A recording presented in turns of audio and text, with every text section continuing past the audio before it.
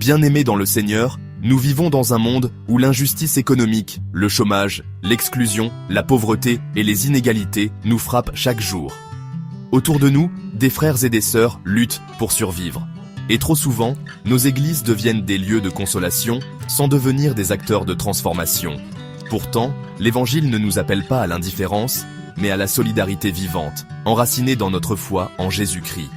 Aujourd'hui, je vous invite à ouvrir les yeux de la foi sur une autre manière de vivre ensemble, celle de l'économie solidaire, inspirée des premiers chrétiens et des enseignements bibliques. Quand nous lisons le livre des Actes des Apôtres, nous découvrons une église vivante, unie, fraternelle.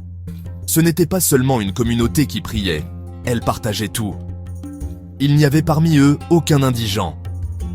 C'est là une parole puissante. Elle ne dit pas que les apôtres faisaient des miracles pour multiplier l'argent, mais que les croyants mettaient en commun leurs ressources, et que chacun recevait selon ses besoins. Frères et sœurs, imaginez une église aujourd'hui où personne ne manque d'école, de soins, de nourriture, de capital pour entreprendre. Cette église est possible si nous vivons la solidarité évangélique. Nous ne pouvons pas dire que nous aimons Dieu tout en fermant notre cœur à notre frère dans le besoin. L'économie n'est pas un domaine neutre, elle reflète notre vision de l'homme et de Dieu. Jésus a parlé de l'argent plus que de la prière. Pourquoi ? Parce que l'argent révèle notre cœur. Il a dit, « Vous ne pouvez servir Dieu et l'argent. » Il a dit au jeune homme riche, « Va, vends tout ce que tu as, donne-le aux pauvres. » Il a béni la veuve qui a donné de son nécessaire. Cela ne signifie pas que Dieu nous veut pauvres. Non. Dieu veut que les richesses servent la vie, la fraternité, le développement. C'est cela, l'économie du royaume.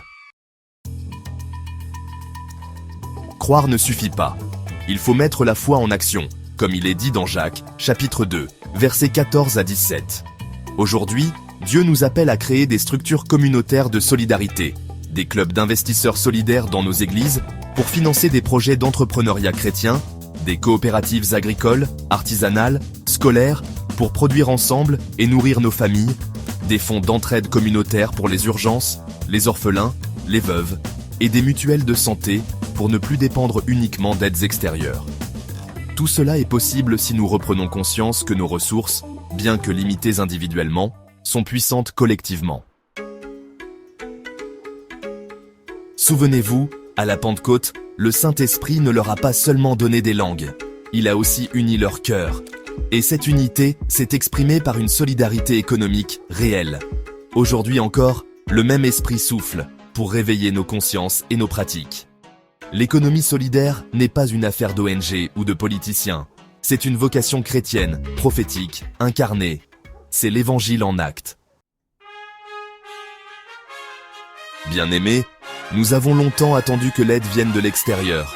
Dieu nous dit aujourd'hui, « Ce que tu as dans la main, multiplie-le. » Ne soyons pas des croyants passifs. Soyons des bâtisseurs d'espérance, des investisseurs solidaires du royaume, des disciples qui partagent, qui construisent, qui transforment. Que notre foi en Jésus-Christ devienne levain pour une économie de communion, une économie de justice, une économie de vie. Seigneur, apprends-nous à ne pas garder pour nous ce que tu nous donnes.